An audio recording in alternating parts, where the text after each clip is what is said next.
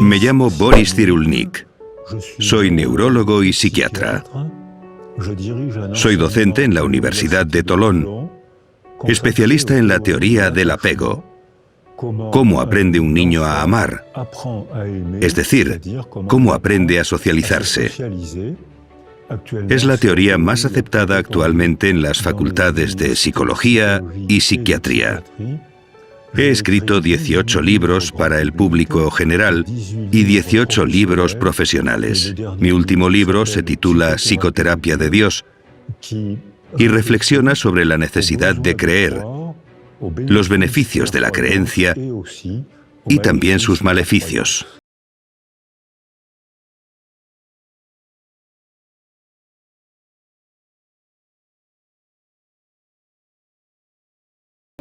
Hola. Señor Cyrulnik, me llamo Violeta. Hola, Violeta. Yo soy psicóloga y estoy muy contenta de que esté hoy con nosotros para compartir un poco de lo que sabe. Para empezar, nos gustaría hablar del término resiliencia, por el cual es usted una persona de referencia a nivel mundial. Da la impresión de que, últimamente, el término resiliencia está de moda. Mucha gente habla de él. ¿Podría explicarnos un poco en qué consiste la resiliencia? La definición de la resiliencia no puede ser más sencilla. Es iniciar un nuevo desarrollo después de un trauma. No puede haber una definición más simple. Lo complicado es descubrir qué condiciones la permiten, es decir, la segurización, la recuperación, las relaciones y la cultura. Hay que unir todo esto para responder a esa pregunta. ¿Cuáles son las características de una persona resiliente? Depende de la manera en que se construye la personalidad. Si alguien desde el nacimiento, e incluso antes, ha recibido improntas biológicas que lo fortalezcan, se desarrollará. Y si le ocurre una desgracia, sabrá enfrentarse mejor a ella. Ahí hablaríamos de resistencia. Si alguien está traumatizado y después de la desgracia es capaz de iniciar un nuevo desarrollo, entonces hablamos de resiliencia. Es decir, depende un poco de la persona y mucho de su entorno antes del trauma y de su entorno después del trauma. ¿Cómo podemos ayudar a un niño para que sea más resiliente, tanto en casa como en el colegio? Para que el niño pueda adquirir los factores que le permitirán ser resiliente, de entrada hay que transmitirle seguridad. Primero hay que darle seguridad a su madre. Estadísticamente son las mujeres quienes se encargan de los niños. Por eso tiene que sentirse segura y ella, involuntariamente, transmite esa seguridad, que es lo que da seguridad al niño. También hace falta un entorno seguro, estructurado por la madre y por alguien más, que puede ser el padre, la abuela, la guardería, el hogar familiar. Si el entorno seguro protege al bebé, al niño, cuando llega al colegio, ya ha adquirido el placer de aprender. Y el colegio será para él una aventura, un estrés, un pequeño miedo que será capaz de superar. Volverá por la tarde a su casa y estará orgulloso de sí mismo. Le contará a su mamá lo valiente que ha sido y lo que ha acontecido en el cole. Si ha estado vulnerabilizado porque su madre ha sufrido agresiones, porque ha sido abandonada, porque ha estado enferma, porque la vida puede ser muy difícil. Pero los dos grandes factores que vulnerabilizan al bebé son la violencia conyugal y la precariedad social. Es decir, que si alrededor del niño hay violencia conyugal, quien sufre es el bebé, aunque nadie lo toque. Si los padres viven en la precariedad social, algo que cada vez es más frecuente, Son padres que no están disponibles, no tienen ganas de jugar con el niño, están tristes y el entorno que envuelve al niño no le aporta seguridad. Y por eso vemos grupos de niños que no se sienten seguros, que llegan al colegio y le tienen miedo, no les gusta nada. Estos niños lo tienen difícil para ser buenos estudiantes. No es porque tengan un cerebro peor, sino porque no han sentido seguridad desde que empezó a construirse su personalidad. Hemos hablado varias veces sobre segurizar a los niños. ¿Podría explicarnos a qué se refiere cuando habla de segurizar a los niños? La definición de segurización es crear un apego familiar. Y el apego, el amor, es algo flamante, es fiebre, es ardor, está separado de la realidad. Mientras que el apego, por el contrario, se teje en el día a día, con la forma de hablar, compartir el desayuno, la forma de sonreír, la forma de enfadarse también. Está en la vida cotidiana, pero se va tejiendo en el día a día. Por lo que apego no es amor. Pero el apego, una vez creado, se convierte en un vínculo muy fuerte. Y los niños se sienten seguros por ese fuerte vínculo, porque es un sentimiento de familiaridad. Sé cómo hablarle a mi madre, sé cómo hablarle a mi padre, sé que cuando mi padre hace esto, no me debo fiar, sé que este gesto lo conozco, estoy tranquilo, estoy en casa, no tengo miedo, sé los comportamientos, sé lo que hay que hacer. Yo, niño, he aprendido a hacer esto. Estoy tranquilo, no angustiado. Aunque haya una adversidad, que siempre las hay en el día a día, sabré cómo gestionarla, no me angustia. Lo que crea esa seguridad en un niño es ese vínculo que se va tejiendo a diario, palabra a palabra, desayuno a desayuno. Las cosas cotidianas crean un vínculo que da seguridad al niño. Hay muchos hogares en que el padre trabaja, la madre trabaja, tienen poco tiempo, todo va muy deprisa, los niños tienen muchas obligaciones, actividades extraescolares. ¿Podría darnos algún consejo para estas familias? Para que sus hijos y su entorno se sientan más seguros. Para que en estas familias haya seguridad, hay una palabra mágica: ralentizar. Y que aprendan a cantar o a hacer deporte con sus hijos. Actualmente los occidentales vivimos en la cultura del sprint y nos sale carísimo. Los bebés estadounidenses tienen cada vez más ansiedad. Los bebés, porque Estados Unidos vive en la cultura del sprint que ha llegado a Europa, menos al norte de Europa. Allí, al contrario, aprenden a montar en bici, aprenden teatro, aprenden a usar la palabra, aprenden la lentitud, aprenden a cocinar. Yo lo he visto en Helsinki. En el colegio hay clases de cocina donde niños y niñas preparan platos e invitan a la clase de al lado. Y te aseguro que los niños lo hacen bien. Es decir, que, por lo tanto, cuando llegan a la edad adulta, son excelentes. En clase, en ciencias, en arte, son excelentes. Hay un 1% de analfabetismo. En Francia estamos entre el 12 y el 15%. Un analfabeto será infeliz toda su vida. El 1% en Finlandia, 12 a 15% en Francia. En los países del norte de Europa había muchos suicidios, probablemente debido a la falta de sol, pero han reducido en 10 años la tasa de suicidio en un 40%, cambiando la cultura. Es decir, que tenemos la posibilidad de intervenir y, por supuesto, hay que ralentizar y divertirse para aprender el arte de vivir. ¿Tienen los profesores en el colegio la posibilidad de ayudar a los niños ante situaciones así? Los países del norte de Europa responden a su pregunta.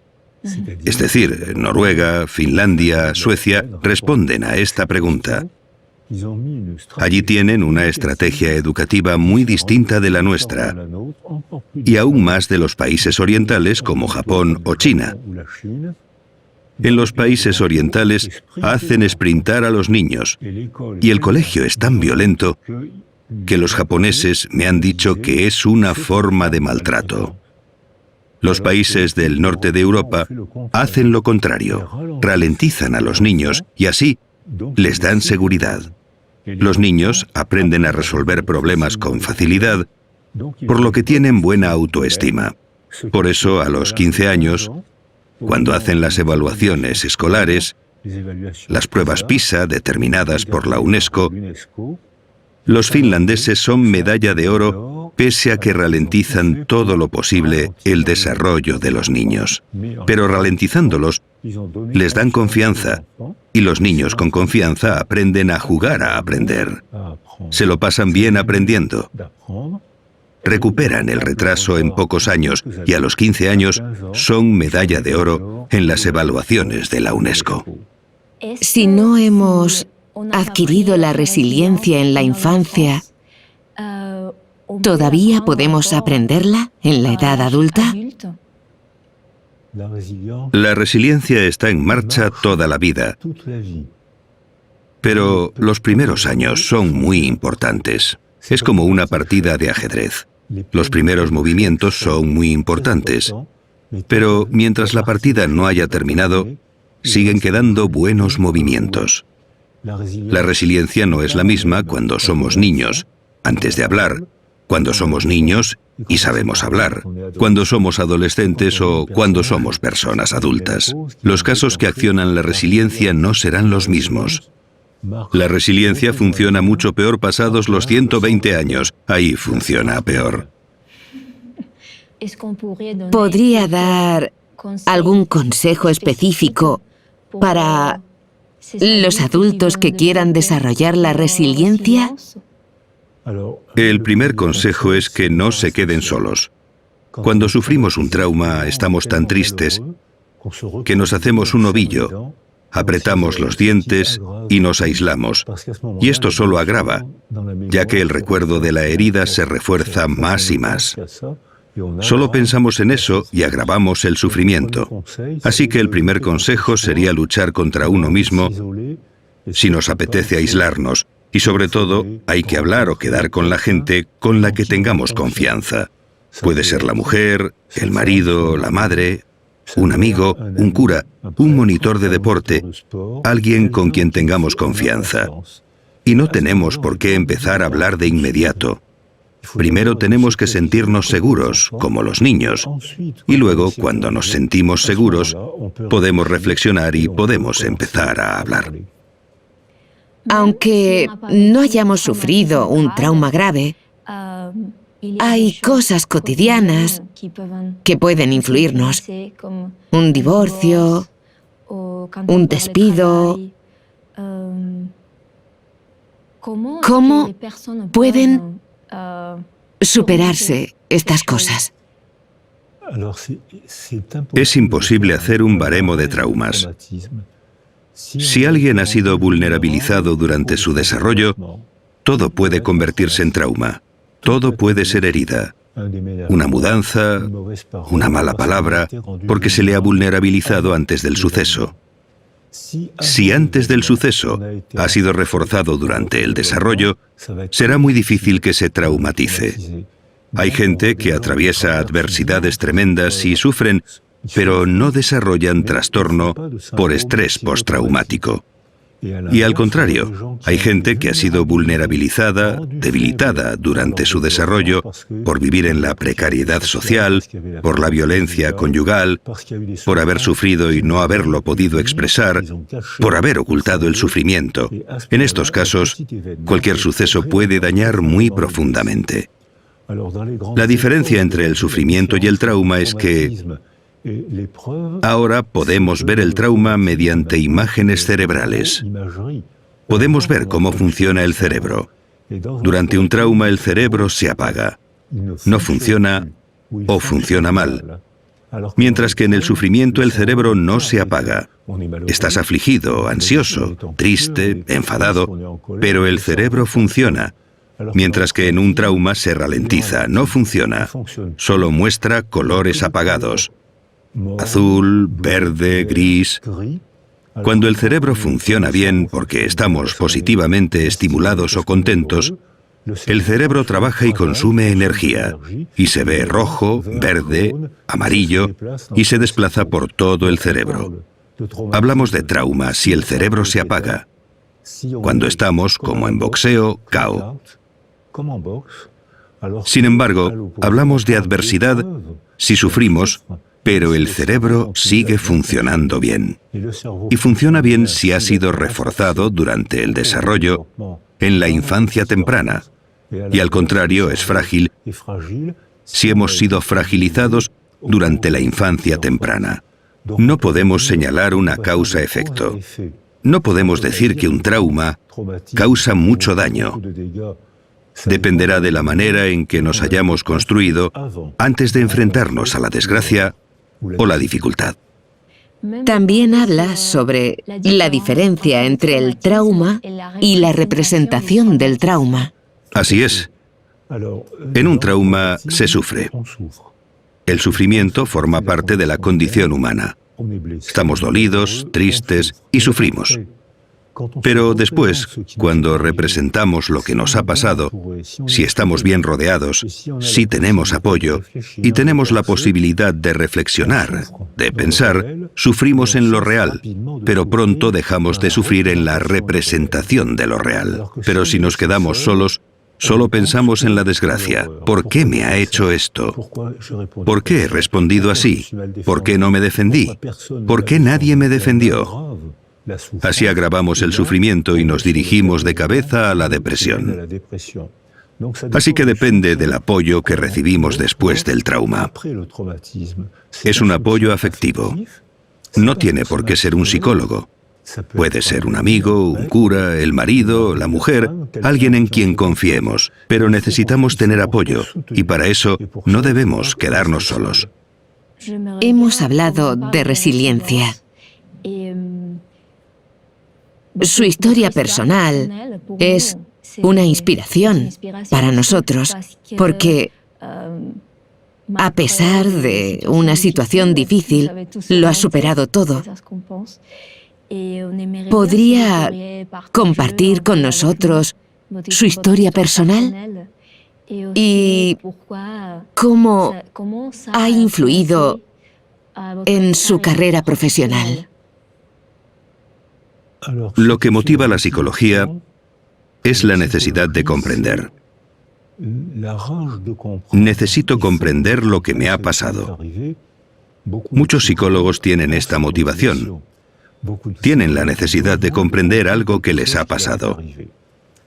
Es una buena motivación, pero hay que trabajar, hay que leer, conocer, reflexionar. Es apasionante. Es agotador, pero es apasionante. Nací antes de la Segunda Guerra Mundial. Mis padres eran judíos ucranianos y polacos. Mi padre se alistó en el ejército francés para luchar contra los nazis. Resultó herido y fue arrestado en la cama del hospital por la policía del país por el que luchaba y desapareció en Auschwitz. Mi madre y gran parte de mi familia también desaparecieron en Auschwitz. Yo fui detenido por la Gestapo, la policía francesa asociada al ejército alemán, cuando tenía 6 años y medio. Conseguí escaparme de unas condiciones surrealistas. Una vez liberado, cuando contaba lo que había vivido durante la guerra, la gente se partía de risa. Lo has oído bien, la gente se reía porque les parecía increíble. Y es que lo era. ¿Se partían de risa? Sí. La gente creía que me inventaba las historias. Creían que eran cosas que me había inventado. Luego, en 1982 u 83, escribí mi primer libro. Me invitaron a la televisión francesa en Burdeos, donde me habían arrestado, y alguien llamó por teléfono a un periodista y dijo: ¿ese no es el pequeño Boris al que ayudé a escapar? Y dejó su número de teléfono y su dirección. Llamé a un taxi y fui a ver a esta mujer, que era enfermera de la Cruz Roja. Yo tenía 6 años cuando me escapé. No podía irme muy lejos. Me hizo señas para que me escondiera bajo el cuerpo de una señora moribunda y el coche se marchó. De 1.700 personas arrestadas, hubo 2 supervivientes, esta señora y yo, que me había escondido debajo de ella. Me reencontré gracias a la televisión de Burdeos con todos los testigos de mi fuga. Ahora tengo relación de amistad con ellos y con sus hijos, y les contamos esta historia sonriendo. Porque algo que fue una tragedia durante y después de la guerra, con el paso del tiempo y después de haber trabajado, de haber hecho por comprender por qué los hombres de un país culto, porque Alemania era el país más culto de Occidente en los años 30, país de científicos, músicos. Había un jazz en Alemania muy alegre, precioso. Era el país más culto de Occidente, y fue en ese bonito país, en esa bella cultura germánica, donde sucedió una de las mayores tragedias de la historia humana, la Segunda Guerra Mundial y el nazismo. Pero ahora podemos hablar de ellos sonriendo, podemos intentar comprender. Con los hijos de esta señora y con los nietos de esta señora, bajo la cual me escondí porque estaba moribunda, hablamos de esto sonriendo. Tras haber escuchado su historia, me pregunto, para que un niño sea más resiliente, ¿los factores proceden del nacimiento? O sea, ¿son genéticos o tienen que ver con el entorno? El factor genético juega un papel muy pequeño. El sexo está determinado genéticamente. El color de los ojos, el color del pelo. Hay 7.000 enfermedades genéticas. Todo esto no dice prácticamente nada de la condición humana. No he hablado del desarrollo del bebé en el interior de la madre las últimas semanas de embarazo. Ahora sabemos que hay una comunicación intensa entre la madre y el bebé. No he hablado del entorno seguro, no he hablado del colegio, no he hablado de la cultura. El factor genético existe, pero no dice casi nada de la condición humana. Así que sí, la genética afecta, pero muy, muy poco. Todo lo demás es afectivo y cultural. ¿Vivir un trauma o vivir una situación de aislamiento afectivo, de carencia, puede afectar al desarrollo neurológico de un niño? Esta cuestión es importante. Sabemos desde la Segunda Guerra Mundial que los niños, los ingleses que estuvieron bajo el bombardeo del ejército nazi, quedaron muy traumatizados. Vieron morir a sus padres y ellos quedaron enterrados entre los escombros. Fueron acogidos por Anna Freud, la hija de Sigmund Freud. Estaban acogidos en Hampstead, un barrio de Londres. Todos estos niños tenían un retraso en el desarrollo y no se sabía explicar. Ahora sí que sabemos, gracias a la psicología y la neuroimagen. Se pueden hacer pruebas de desarrollo y ver que esos niños tienen un retraso. No hablan, dejan de hablar o hablan más tarde. La emoción les impide hablar. Y en un análisis cuantitativo se ve que estos niños no segregan hormonas del crecimiento ni hormonas sexuales, lo cual explica por qué las carencias afectivas tienen esa dimensión. Ahora con las imágenes cerebrales vemos que cuando el niño está afectivamente aislado, presenta una atrofia de los lóbulos prefrontales y de los circuitos de la memoria y las emociones. Y por contra presentan una hipertrofia de una serie de neuronas que tratan las emociones insoportables. Esto hace que los niños que han estado aislados o privados de afecto en la edad temprana, más adelante y durante toda la vida, si los dejan solos, interpretan toda información como una agresión. Tienen miedo de todo. Se sienten agredidos por todo. No hay que mirar en el contexto, sino en la infancia temprana, cuando fueron privados de afecto. Se tienen que tomar decisiones políticas. Las mujeres embarazadas tienen que estar tranquilas. Hay que permitir que organicen un entorno seguro desde el primer mes, con la madre, claro, y con el padre o con la abuelita. Y hay que cambiar la estructura educativa para dar seguridad a los niños en lugar de fustigarlos para obtener buenos resultados escolares.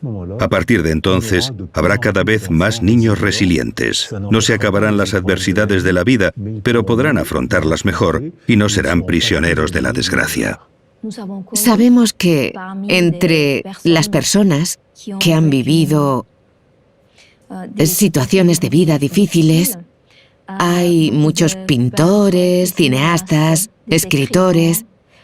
¿Tiene el cerebro alguna manera de superar o de defenderse cuando vivimos situaciones difíciles?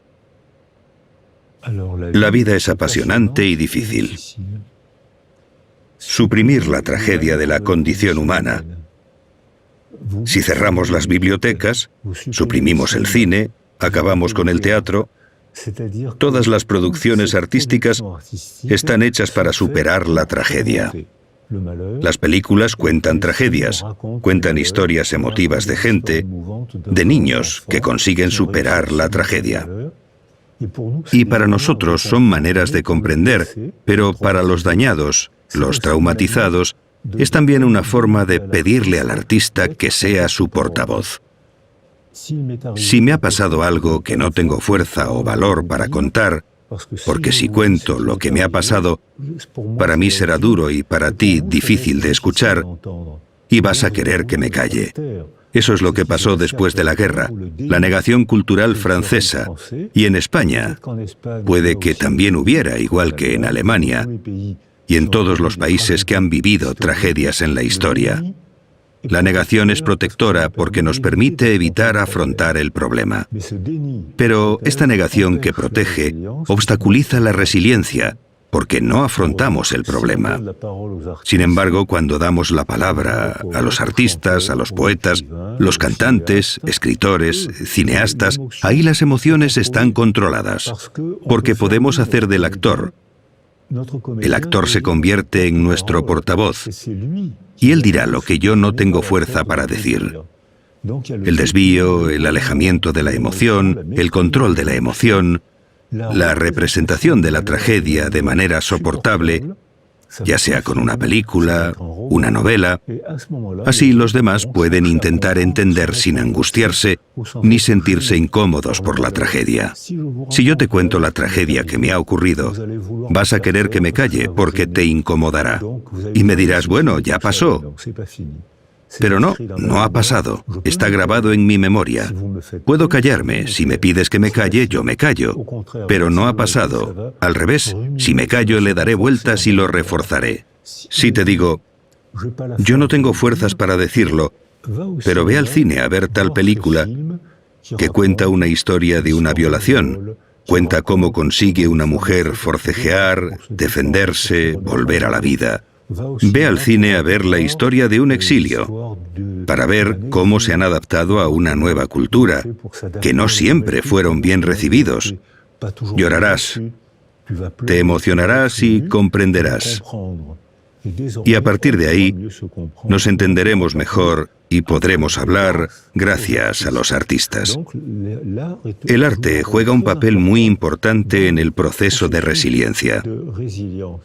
Además, todos los niños se benefician de esto, estén o no traumatizados. Se benefician de la función artística y debemos informarles, debemos entrenarles para convertirse en pequeños artistas. Porque como la madre está siempre ahí, el niño no necesita nada. Es ella quien lo recibe todo en lugar del niño. Pero cuando la madre se va a trabajar o a ocuparse de ella misma, hacer la compra, el niño está solo y tiene que aprender a soportar la marcha de su madre, haciendo dibujos y pensando, cuando vuelva mamá le daré este dibujo y se pondrá contenta, me dará un abrazo y será una fiesta afectiva. Después, si mamá se va, si mis amigos se van, lo contaré. Escribiré un relato. Lo comprenderán. Es verdad que necesitamos una carencia para volvernos creativos. La carencia invita a la creatividad. En un niño totalmente aislado, su cerebro estará dañado y no podrá ser creativo. Pero un niño demasiado protegido tampoco invita a la creatividad. Entonces la madre, el padre, tienen que estar ahí para darle seguridad y de vez en cuando considerarse a sí mismos como personas para dejar un espacio vacío al niño, para que el niño dibuje, invente un cuento, una novelita, para esperar el retorno de la madre. Es la carencia lo que invita a la creatividad. Entonces, cuando habla de resiliencia, también habla de altruismo. ¿Existe una relación entre el altruismo y la resiliencia? Hemos leído que hay mecanismos de defensa psicológicos positivos. ¿Puede hablarnos un poco del altruismo y estos mecanismos? Cuando hemos vivido una tragedia, estamos a la defensiva. Necesitamos defendernos. Y cuando retomamos nuestra vida y sufrimos menos, muy a menudo a la gente le nace un deseo altruista. Tienen ganas de ayudar a otros, porque saben lo que es el sufrimiento. Muchos psicólogos se hacen altruistas porque han tenido un problema, un sufrimiento en la infancia que los lleva a... Les interesa el mundo de los otros. Cuando trabajé en el Congo con los niños soldado, cuando les preguntaba qué querían ser de mayores, casi todos me contestaban que querían ser periodistas o médicos. ¿Por qué periodistas? Porque tengo que contar esto. Tengo que dar testimonio de lo que ocurre cuando un niño se transforma en soldado. ¿Y por qué médicos? Porque sé lo que es el dolor y quiero aprender a proteger a otros niños del dolor. El altruismo es un mecanismo de legítima defensa para combatir el dolor. Muchos médicos, psicólogos, asistentes sociales conocen este proceso que es bueno, es moral, porque invita a entender y a compartir con alguien lo que hemos entendido. Pero, igual que las madres que deben estar ahí, pero no siempre, el terapeuta, el cura, deben estar ahí, pero no siempre. Es decir, que es necesario que el niño se vea invitado a la creatividad y que lo hagamos coautor de su desarrollo. Yo, adulto, te digo que te comprendo, pero tú, niño, puedes decir lo que piensas. Y así el niño traumatizado o el adulto herido contribuye a la reconstrucción resiliente. Pero hay que tener cuidado con este mecanismo. Hicimos una encuesta en Tolón, donde yo vivo, en la que contrastamos que el 50% de los enfermeros y el 50% de los psicólogos tienen depresión por agotamiento profesional. Porque cuando te centras demasiado en el otro, acabas por descuidarte tú. Por eso a mis estudiantes les digo, ¿queréis ser médicos y psicólogos? ¡Bravo! Pero, ¿qué más vais a hacer? ¿Cómo que qué más? Preguntan. Claro, si eres psicólogo, apúntate a un coro y aprende a cantar o a un equipo de fútbol. Haz algo más para preservarte tú, porque tú eres una persona también. No debes sacrificarte por otro. Ayudas a los demás porque es tu vocación, es tu formación, y está muy bien que ayudes a otros. Pero tú también eres una persona, y si te despersonalizas, caerás en depresión y no les serás útil a los demás. Cuando habla de altruismo, entiendo que habla también de empatía. ¿Hay diferencia entre el altruismo y la empatía? Efectivamente, la empatía es la capacidad de descentralizarse uno mismo para representar el mundo de otro. Los niños privados de afecto y los niños aislados sensorialmente, si no tienen a nadie, no pueden aprender empatía. Si solo se tienen a sí mismos, se balancean, se vuelven grises, se hieren, se dan cabezazos contra la pared, se mutilan en la adolescencia. Si no hay alteridad, uno mismo es su única alteridad. No hay altruismo porque no hay empatía debido a la carencia afectiva precoz, muy precoz. Hay pedagogía de la empatía. Si creamos un entorno seguro para el niño, una vez se sienta seguro, aprenderá a descubrir al otro. Pero solo puede ocurrir si se siente seguro. Entonces se interesará por el otro e iniciará un proceso de altruismo. Como me contaban los niños soldado, como sé lo que es el dolor y sé lo que hay que hacer, voy a ser altruista. Es un camino sistémico. Es un sistema, no una causa que explica un efecto. Es todo un sistema que evoluciona y está constantemente sometido a las presiones del entorno. Así desarrollamos la empatía y aprendemos el placer de descubrir el mundo mental de los demás, otras religiones, otras culturas, y ver que son interesantes. Pero esto obliga a viajar, a leer, a conocer. Es apasionante y agotador.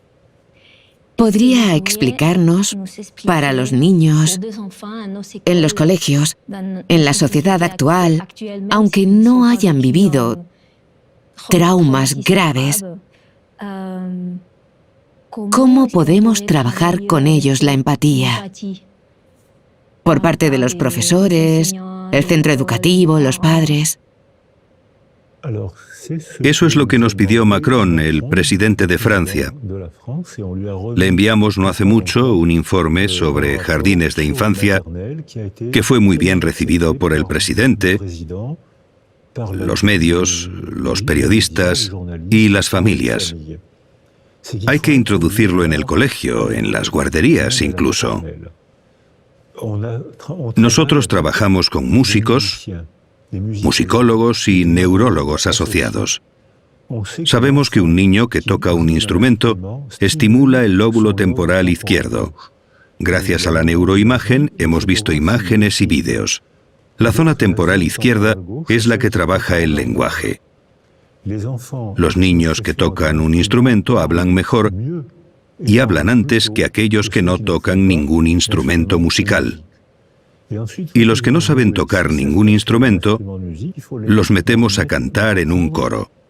Hemos constatado que los niños que hacen música socializan con más facilidad porque se sienten confiados con los demás. La confianza es el verdadero tranquilizante. Se sienten familiarizados con los demás, hablan con más facilidad, aprenden rituales de interacción. Por eso socializan más fácilmente, les gusta la escuela y tienen un buen rendimiento escolar. Con la música y el deporte en el colegio. Al hacer deporte estimulamos el cerebro y funciona mejor. Mientras que ahora en Occidente, ¿qué padece todo el mundo? Enfermedades derivadas del sedentarismo, porque hemos descuidado nuestro cuerpo. También el dibujo, el teatro y el cine son excelentes para desarrollar la empatía. ¿Crees que la tuya es la única religión válida y que los demás son infieles por creer en otro Dios? Pues te pongo una película de 1 hora de un niño que cree en un Dios distinto del tuyo y verás que son seres humanos como tú, solo que creen, por su cultura, en otro Dios. Es entretenido, es interesante, a veces es irritante, pero es la condición humana. Por tanto, las obras de arte muy pronto, desde la guardería. Los cuentos enseñan a los niños a expresarse.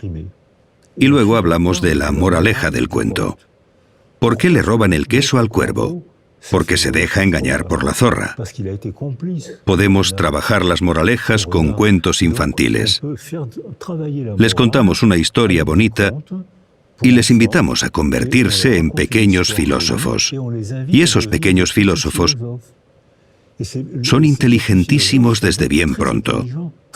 El otro día hablaba con una pequeña filósofa de 5 o 6 años. Hablábamos de la muerte, porque cuando los niños descubren la muerte, es un problema metafísico, es importante para ellos.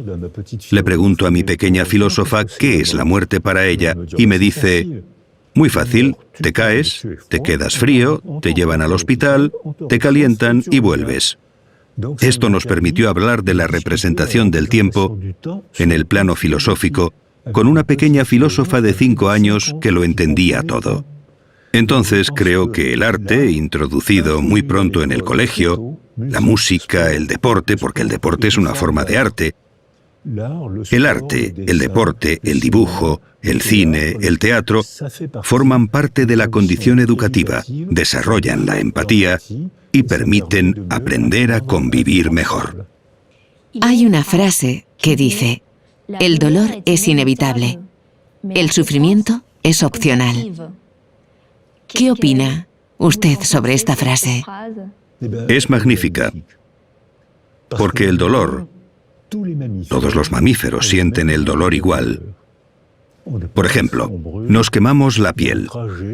Hay un trayecto que la une con la médula espinal, llega a la base del cerebro y llega al córtex. Todos los mamíferos sienten el dolor igual. Pero no todos los mamíferos sienten el sufrimiento igual. Si un mamífero o un bebé humano ha recibido seguridad durante su desarrollo por su madre, su padre, la familia, el colegio, el vecindario, las palabras, el teatro, todo eso, cuando recibe un golpe, le duele. Eso es el dolor. El sufrimiento es otra cosa. Si ha tenido una infancia segura, sufrirá mucho menos que alguien que no la ha tenido de pequeño y que percibe la sensación del dolor de forma exacerbada, amplificada. El dolor sin sentido aún duele más. Los seres humanos vivimos en un mundo de sentido. Necesitamos tener sueños y tener recuerdos para darle una dirección a nuestra vida. Si nuestra dirección viene de un dolor no superado, sin resiliencia, al recibir un golpe sufrimos muchísimo y sin posibilidad de modificar ese sufrimiento. Si hemos crecido fortalecidos y con seguridad, recibimos el mismo golpe, una tragedia. Pero hemos aprendido a ser más fuertes que el sufrimiento, que el dolor, y entonces sufrimos menos. Sufrimos una sola vez, como los animales. Y además, si hacemos algo con ese dolor, ese sufrimiento, habremos transformado el sufrimiento en obra de arte. Entre los artistas, entre la gente del cine, se da un número inusualmente alto de niños privados de afecto que se refugian en el cine, que hacen películas muy bonitas y emotivas, porque, al haber sido heridos, han encontrado un medio para transformar esa herida y convertirla en producción artística. La mayoría de las obras de arte son confesiones autobiográficas. Me gustaría que hablásemos de una cuestión de actualidad. Ahora mismo, en nuestra sociedad actual, hay guerras, hay conflictos políticos, distintas migraciones, hay gente que sufre y hay mujeres embarazadas que también sufren. ¿Puede esto afectar al desarrollo del niño que todavía no ha nacido, igual que a la gente que ha sufrido? Esta es una pregunta muy científica que se investiga desde hace 10 o 15 años. Es objeto de estudios israelíes con mujeres embarazadas traumatizadas por los atentados. Mujeres israelíes y palestinas que acudieron a consulta por síntomas de estrés postraumático. Estas mujeres, 170 mujeres embarazadas, trajeron al mundo a 170 bebés y todos presentaban ya una alteración cerebral. Todos tenían ya un mal funcionamiento cerebral. Si hubiésemos dejado solas a esas mujeres, los bebés habrían empezado su vida con una grave deficiencia neurológica. Esto no ocurrió. Las mujeres estuvieron arropadas, los bebés también, y esto activó un proceso de resiliencia más o menos sencillo. Algunas de las mujeres y de los bebés iniciaron rápidamente el proceso de resiliencia. Para otras fue más difícil y otras no pudieron. Este fue el primer trabajo que se llevó a cabo en Tel Aviv. Después llegaron los investigadores en biología y demostraron que cuando el estrés forma parte de la vida. Todos vivimos momentos de estrés. Cuando tienes exámenes, sufres estrés. Forma parte de la vida, pero superas ese estrés y te enorgulleces por ello. Forma parte de la vida y no debemos privar a los niños del estrés. Pero si el estrés es demasiado fuerte, intenso, prolongado, y si dejamos al niño solo, el exceso de cortisol y de catecolaminas, es decir, las sustancias del estrés, termina por dañar las células cerebrales y el cerebro queda alterado por haber dejado a la mujer y al niño solos.